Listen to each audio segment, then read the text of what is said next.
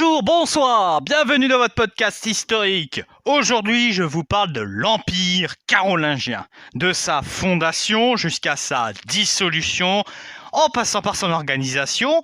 Tout sera abordé dans cette courte vidéo. Alors, c'est parti! Alors déjà, faut commencer. Avant Charlemagne, il y a Pépin le Bref qui va régner, qui va gagner le titre de roi des Francs. Par son pouvoir, il n'en a pas la légitimité et cette rupture de la dynastie mérovingienne en appelle une nouvelle, qui doit remplacer la succession naturelle de père en fils. Cette continuité est assurée par le sacre royal, l'onction symbolisant le baptême de Clovis Ier et l'alliance particulière entre l'Église et le roi des Francs. Mais cette légitimité a un coût politique, celui de la fidélité à l'Église et à celui qui la dirige, le pape Zacharie, qui de Rome donne son assentiment au changement de dynastie.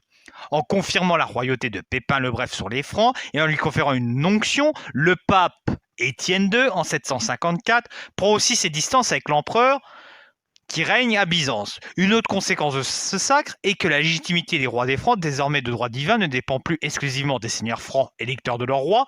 Pépin se considère désormais d'abord roi par la volonté de Dieu. Et le principe de cette royauté de droit divin va durer sans interruption pendant 1100 ans.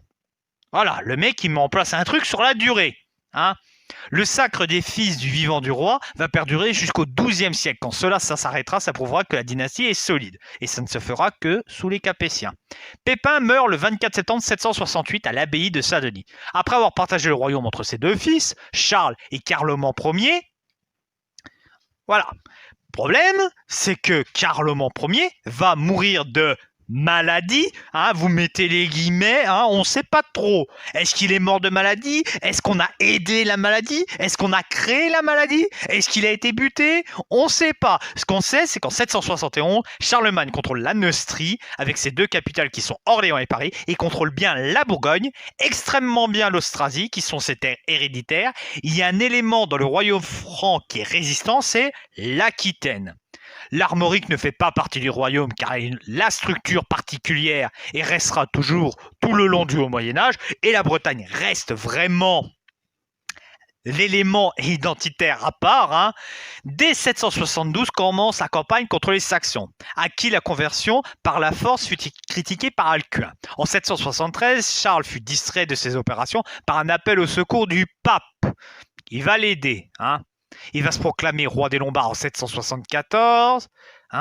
Les opérations se poursuivent ensuite contre les Saxons. La diète qui se tient en 777 à Paderborn put poser les premiers jalons de l'implantation de l'église en Saxe. Vers 779-780, la maîtrise s'affirme avec le plus d'éclat en Saxe. Dès 782, il va incorporer la Frise, des campagnes victorieuses dans le sud-est contre les Avars en Autriche danubienne, en Hongrie occidentale jusqu'à la Tissa, 791, 795, 796.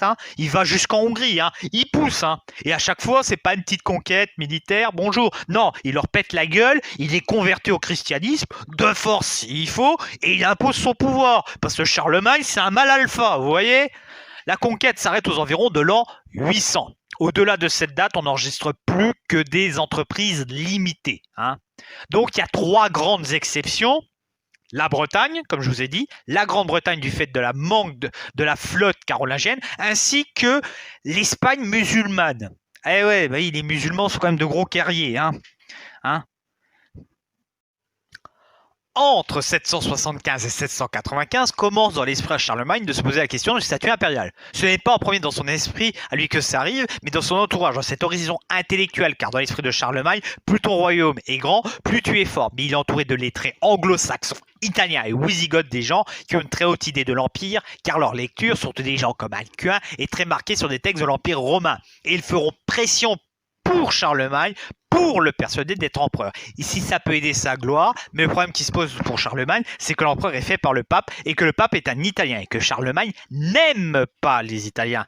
Mais on a réussi à le persuader et qu'en plus, comme la couronne impériale ne remplace pas la couronne nationale, mais elle est au-dessus, elle regroupe les différents titres de Charlemagne, il y a une dimension royale germanique et une dimension impériale, ça cohabite, ça ne s'annule pas. Donc, à Noël 800, quand il se retrouve à Rome pour aider le pape, bim, il devient empereur. Alors, après vous avoir parlé de la création de l'Empire d'un point de vue territorial, par les conquêtes et politiques, par le sacre du pape, maintenant je vais vous parler un petit peu de l'organisation. L'agriculture est encore largement inspirée du modèle antique, hein. C'est pour ça qu'on est encore dans l'Antiquité tardive, même si elle prend fin à cette époque-là, hein. On a quand même de grosses influences, on n'a pas encore un modèle propre, hein, mais la transition va se faire dans cette période-là.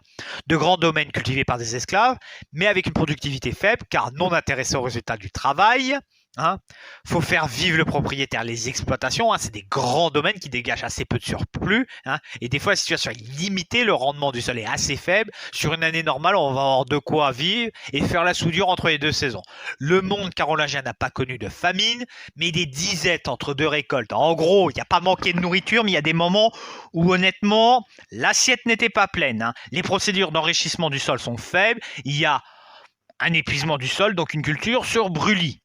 Hein, il y a donc peu de surplus et quand il y en a, les difficultés de transport ne peuvent pas aider les paysans trop loin. Le monde carolingien n'est pas ostracisé, il produit du textile comme on l'a vu avec l'archéologie, hein, des maisons en torchis. Hein. On a des pelles, des pioches, des légumes pour augmenter des protéines, du pain, le marché indispensable pour avoir du métal. Autre faiblesse, la faible monétarisation, à la différence de Byzance qui est alors aidé par l'Afrique. Hein. Voilà. On a une monnaie monométallique, hein, donc la monnaie est peu présente. Hein. On a deux familles de produits, les produits de luxe pour les grands, la cour, l'église, hein, les soies orientales et puis du monde froid car les maisons sont pas trop chauffées, donc de la mer Baltique et de la Scandinavie, on amène des fourrures. Donc on a un peu de viande, du porc noir, hein, des poissons, on doit les conserver, surtout le hareng dans le sel et l'huile, les épices pour dissimuler le goût de la viande faisandée, hein. Le très bel héritage romain est inégalement entretenu et les passages de rivières avec des ponts sont fragiles, hein, sont les premiers à tomber, ce qui coupe la circulation. Ajoutez à ça le brigandisme. Hein. On n'a pas de relais de poste et donc le transport est limité à la capacité de la monture.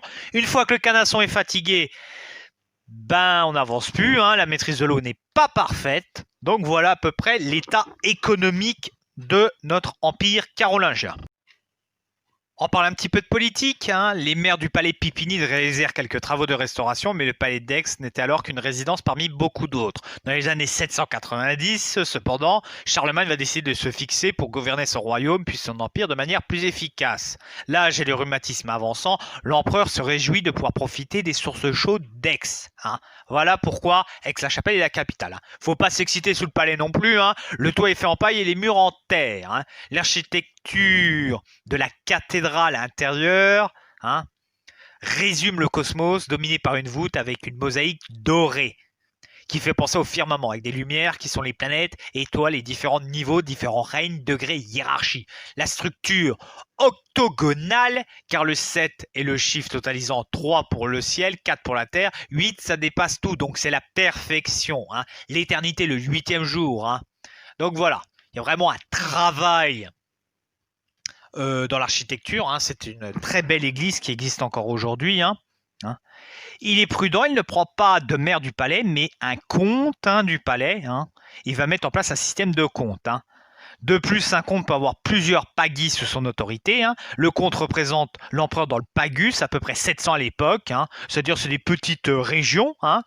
Dans la plénitude, l'empereur publie et fait appliquer les lois et assure le maintien de l'ordre en la justice et conduit les hommes d'armes. Les comtes sont des fils de grandes familles franques et ducales et élevés à même le palais dans l'école à l'intérieur, donc ça permet une relation de confiance avec l'empereur. Théoriquement, le système de comte contrôle les fonctionnaires. Ils sont contraints d'aller au palais une fois par an, ou même voire souvent une fois de temps en temps, mais c'est double source de problème. Le comte rémunéré sur les revenus d'une terre, quand on a un problème, c'est que c'est long, il peut y avoir une appropriation, hein, surtout quand la fonction est sur plusieurs générations. Hein.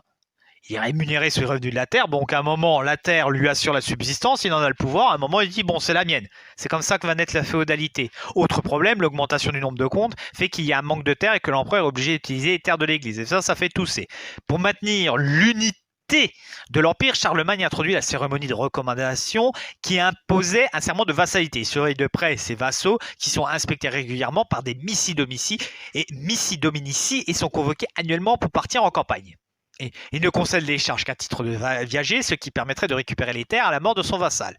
Charlemagne en fait un élément clé de son administration de son royaume dès 775, après le couronnement de 800, les missi dominici sont les manifestations du pouvoir central au sein de l'Empire d'Occident. Un capitulaire de 802 définit précisément leurs tâches, avec des instructions spécifiques.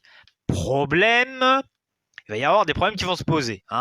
En 810, les missi dominici font 4 tournées par an. Mais il n'y a pas le règlement des problèmes, car malgré les événements, on peut remarquer par exemple qu'en Bourgogne, les missi dominici qui étaient envoyés étaient ceux du nord de l'Allemagne, avec quand même des intérêts locaux. On avait mis des gars d'Allemagne en Bourgogne pour pas éviter d'avoir des problèmes, mais il y en avait quand même.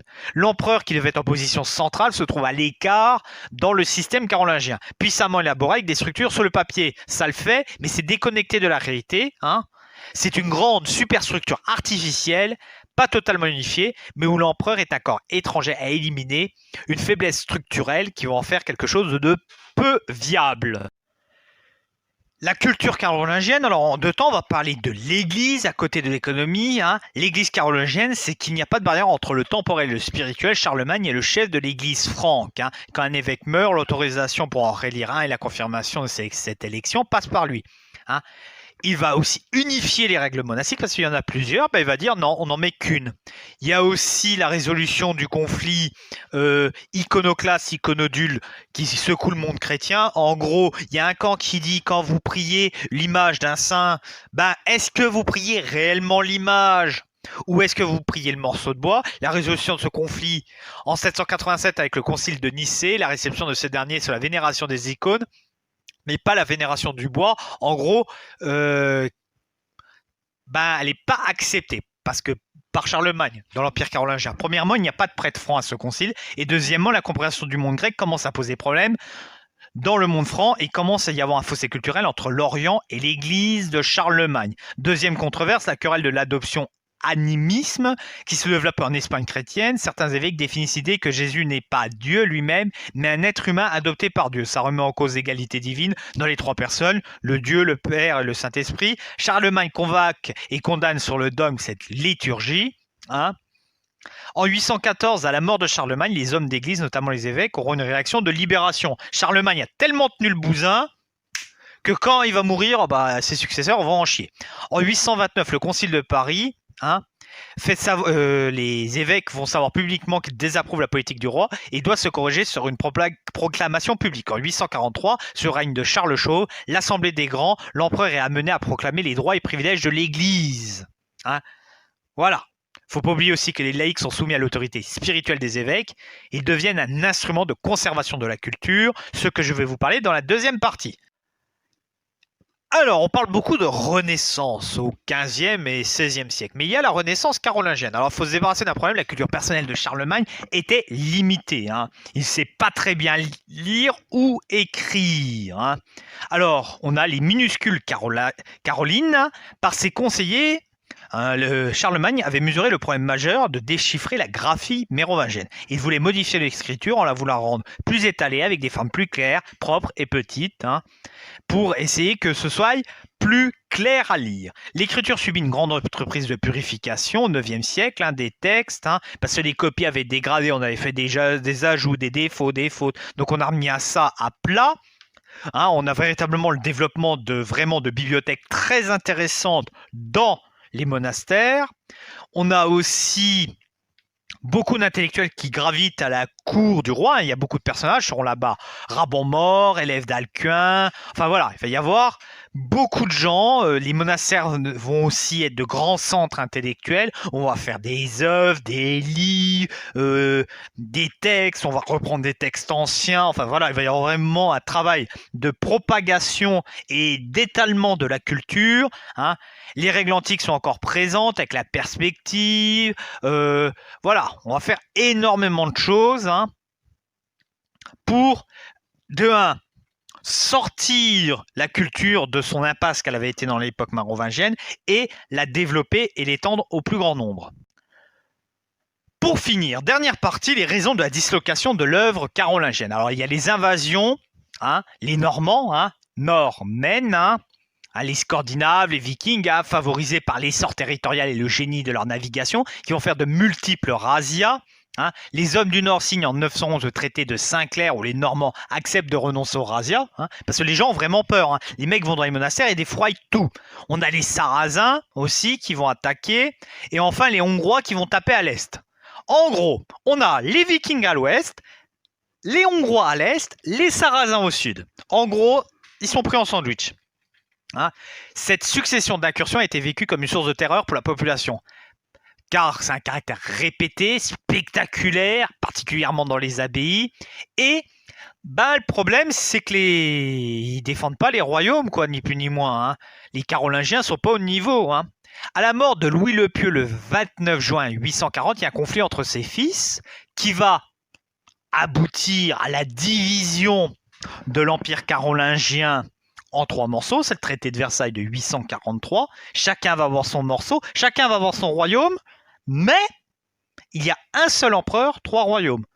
La Francie occidentale, à l'ouest, qui donnera la France, la Lotharingie, au milieu, et la Francie orientale, qui va donner l'Allemagne. Hein. Alors, le traité de Verdun règle la succession de leur père. L'empereur Louis Ier le Pieux avait réussi tant bien que mal à maintenir l'unité impériale de 814 à 840, mais il y avait déjà les invasions, l'Église qui y appuyait. Hein. Alors, 3 grands ensembles, hein, littéralement, c'est un partage des 4 fleuves, hein, littéralement, ce qui va faire que l'Empire va disparaître. On aura 3 royaumes.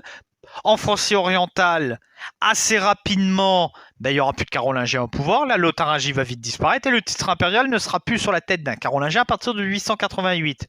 Donc en gros, plus d'empire. Au revoir l'Empire carolingien.